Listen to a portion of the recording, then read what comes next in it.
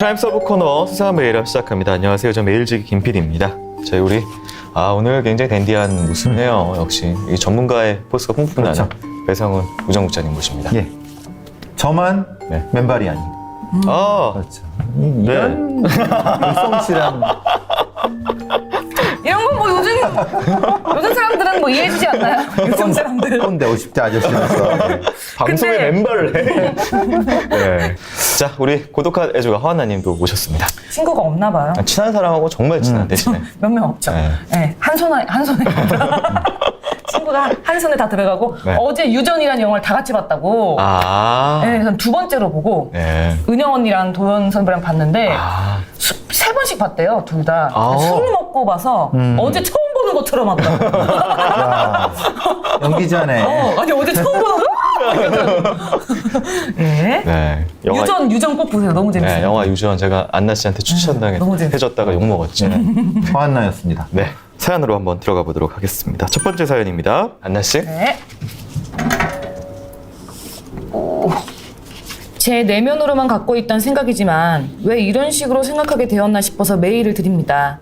저는 평범한 20대 후반 여자고요. 현재 남자친구와 아무 문제 없이 잘 만나고 있습니다. 그런데 문제는요. 제 나이대 주변 친구 언니들이 하나둘씩 결혼과 임신 소식을 전해올 때 발생합니다. 지인의 임신이나 출산 소식을 접하면 저도 여느 주변인들처럼 축하해주고 일반적인 멘트를 하곤 합니다. 그런데 속으로 그 지인 부부의 관계하는 장면이 떠오르고 상상이 됩니다. 처음 이런 일이 있던 것은 좀 오래전인 것 같아요.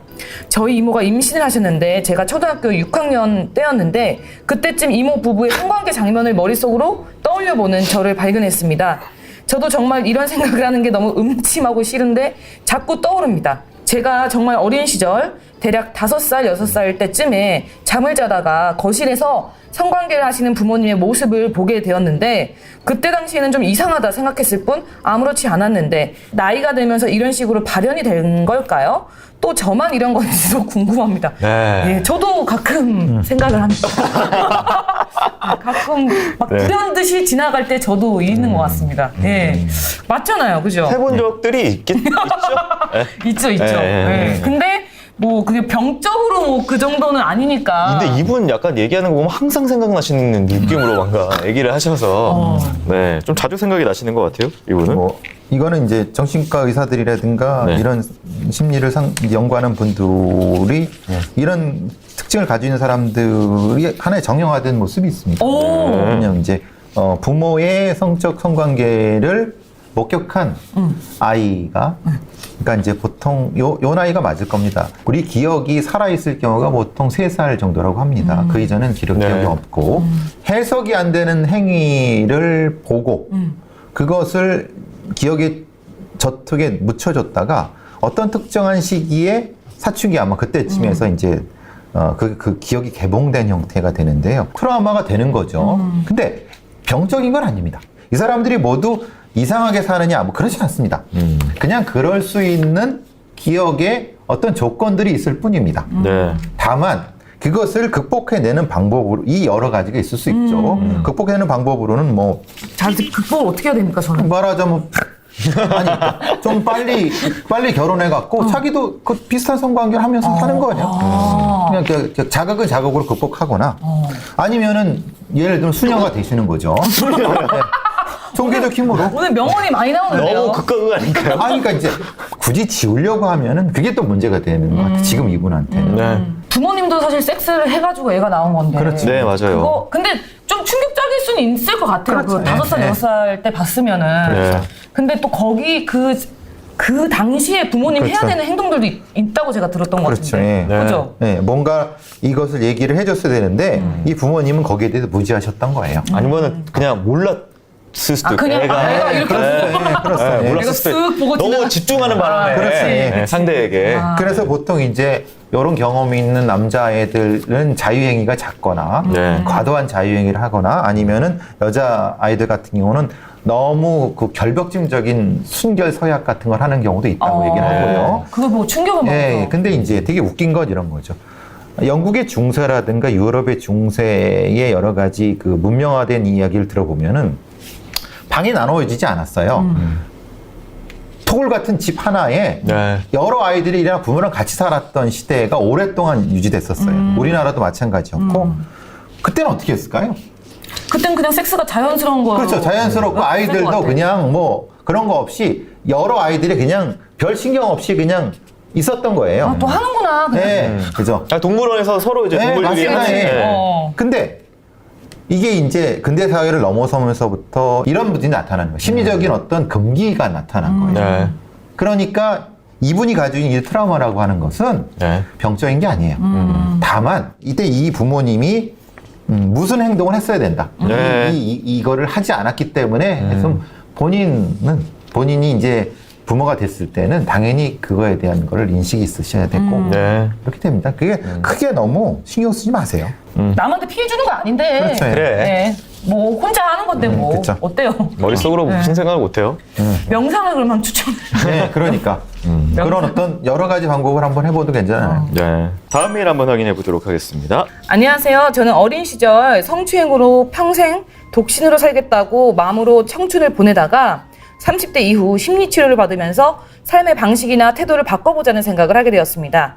연애를 늦게 시작하려고 하니 코로나로 동호회도 쉽지 않아서 어플을 통해 직접 만나는 것을 시도하게 됐어요. 그는 처음부터 41세인 나이와 실명, 어디에서 어떤 일로 근무하고 있다는 신상 정보를 정확하게 말하면서 본인을 소개했습니다.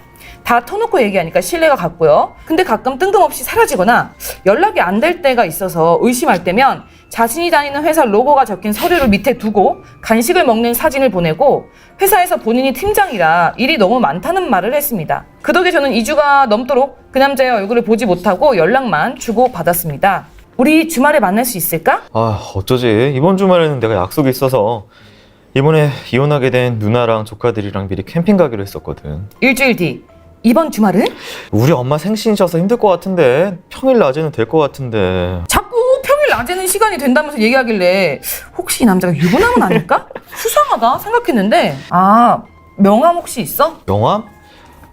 이사할 때 잊어버려가지고 새로 나오기 전까지는 없어서 못 보여줘. 누나 얘기를 자주 했는데 이혼 후 혼자가 된 누나가 근처에 살고 있어서 조카를 같이 돌봐주고 있다고 하면서 자신은 유부남이 아니라고 강조했습니다. 그러다 언제 한 번은 나 사실 4명의 집도 있고 모아둔 돈도 많고 차랑 땅도 있어. 저는 좀 저를 시험하는 듯 말하는 것 같아서 돈밖에 자랑할 게 없어? 나 그런 거 안 궁금하거든? 야, 넌 다르다. 이 앱에서 만난 여자들은 몇몇 이런 얘기 하면은 용돈 달라고 개념 없이 말하거든. 너무 싫어. 그러다가 중간중간 그 얘기에서 쎄한 느낌이 오길래 우리가 사귀게 되면 어플로 만난 거니까 혼인증명서 그리고 신분증 또 명함 등을 서로 교환을 하자. 거짓말을 하는 사람하고는 만날 수가 없잖아. 뭐? 혼인증명서 뗄 바에는 야, 내가 성업체 가입하겠다. 그런 식으로 만나기는 싫어. 서류 문제만 나오면 하루 이틀 서로 연락을 안 하기도 했습니다. 그러던 중 이 남자에 대한 구글링을 하다가 엄청난 진실을 알게 되었습니다. 한 캠핑 동호회 사이트에서 사진이 좀 떠서 보니까 그는 유부남의 아이가 있었고 저보다 어린 아내가 있는 사람이었습니다. 직업도 제게 말했던 연구원이 아닌 어느 회사의 수리기사였습니다. 어떤 식으로든 언젠가는 분명 들통이 날 일인데 그는 그렇게 오랜 시간과 정성을 들여서 뭘 어쩌려던 걸까요? 자, 이게 검증의 사연이에요. 이 남자, 이 수리기사로 밝혀진 이분이 유부남이었는지 아닌지. 일단은 안나 씨는 읽으면서 초기는 어떠세요? 100% 유부남입니다. 예, 100%입니다. 왜냐하면 주말에 못 만난다는 거예요. 네. 애들하고 항상 이제 와이프랑 어디 가거나 그때 못 만나는 사람들 특징이 네. 주말에 못 나온 사람 특징이 유부남입니다. 그러니까 이건 이 사람은 유부남이 맞죠. 네. 그리고 일종의 SNS 랜덤 채팅에서 만난 거에 중독돼 있는 거예요. 그러니까 실제로 만나기는 어렵지만 내가 누군가 연애하는 기분을 사이버 언택팅에 네. 중독된 사람이죠. 그래서 계속 그것을 저는 이 사람한테만, 이 사연자한테만 그랬을까? 네. 보통 몇 명이 있거든요. 네. 사람한테만 하지 않거든요. 네. 그러니까 자기 부인과 자식이 있고, 그러니까 자기 삶이 무료하니까. 왜냐면 수리기사는 일할 때가 빡세게 일할 때도 있지만, 그거 없을 때도 있거든요. 그럴 때 이제 이런 걸 통해서 하니까 네. 그냥 뜨는 거죠. 그럴 때니까 두세 명 있을 것 같기도 하고, 네. 그래서 이제 이 사람이 평일 낮에만 된다. 그니까.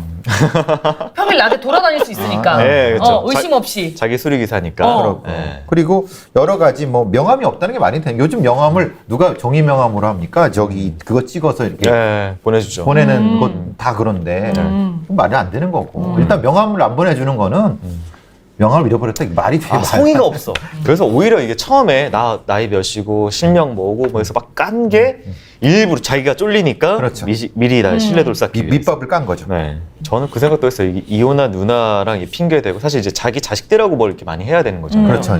그래서 자식들하고 뭐 해놓고 누나 조카들하고 뭘 했어라고 깔아놓기 위한 안전 장치 같은 느낌이 좀 들더라고요. 그렇죠. 그러니까 무료하신가 봐요. 자기 삶이.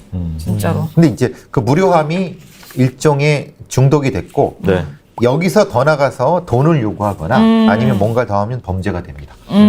이 사람은 거기까지 가지 않았는데 갈 수도 있습니다. 왜냐하면 속이고 그래서 뭐 이제 돈 관계를 하고 또 이제 더 속이게 되면은 예전 같은 혼인빙자 간음죄가 네. 범죄 지금은 없지만은 네. 더 큰 문제가 되기 전에 이분이 이 상대방에 대한 걸 알아갖고 다행인데 네. 사실 사이버상에 이런 사기꾼들이 많이 있습니다. 그러니까 조심하셔야 되는데 걸러낼 수 있는 방법 먼저 조금 안나 씨가 얘기해 준 거 주말에 약속 잡기 좀 어렵다.